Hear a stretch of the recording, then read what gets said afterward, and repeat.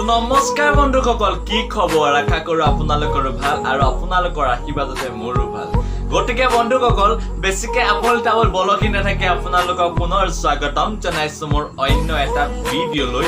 আৰু আপোনালোকে চাই আছে অসমৰ আটাইতকৈ সৰু চেনেল মিষ্টাৰ দা।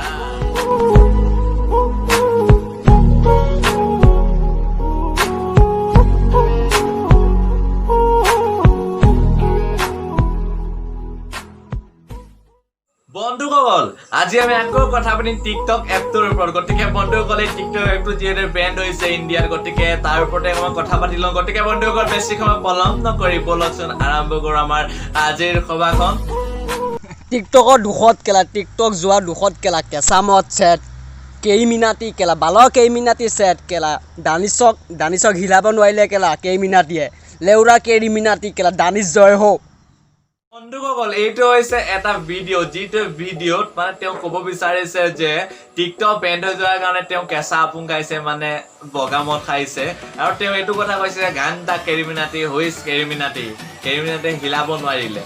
মই তোমাক এটা কথাই কওঁ, যেতিয়া টিকটকটো তোমালোকৰ মাজত আছিলে তেতিয়া তোমালোকে কি কৰি আছিলে? অভদ্ৰ কিছুমান একদম পুৰা লাল বাল, কিছুমান আলবাল, কিছুমান কথা বলকীয়া আছিলা। আৰু এতিয়া যিহেতু টিকটক আমাৰ মানে তোমালোকৰ মাজৰ পৰা নাইকিয়া হৈ গৈছে, আৰু এতিয়া তোমালোকে মানে আমাৰ ইউটিউবাৰসকলক বেয়া বুলি ক'ব আহিছা। বন্ধুসকল, এটা কথা কিন্তু মই বিৰাট ভাল পাইছোঁ, আজি মই নথৈ আনন্দিত হৈছোঁ, কিয়নো ইণ্ডিয়াৰ বৰ্তমান টিকটক বেণ্ড হৈ গৈছে। অলৰেডি টিকটক আগতেই বেণ্ড হ'ব লাগিছিলে, কিন্তু এতিয়া বেণ্ড হৈছে। তাৰ বাবে মই বহুত হেপী হৈ আছোঁ আজি।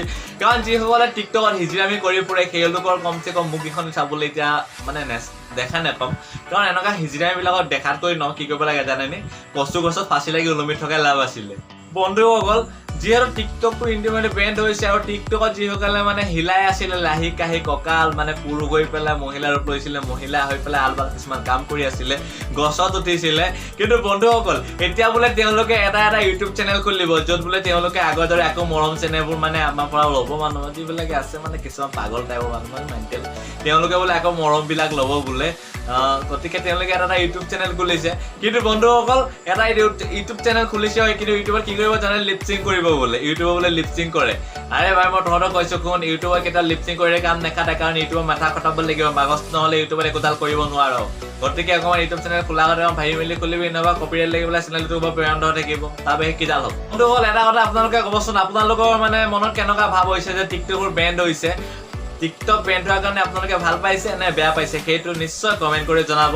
বন্ধুসকল, আজি মই ঠিক এনেকৈ নাহিলোঁ হয়, যেতিয়া মোৰ লগৰ এজনে মানে মোৰ ছাবস্ক্ৰাইবাৰ বন্ধু এজনে মোক এইটো ভিডিঅ' পঠিয়ালে যে দাদা এইজনক চাওকচোন, যে আমাৰ মানে ইউটিউবাৰজনক কেনেকৈ বেয়াকৈ কৰিছে।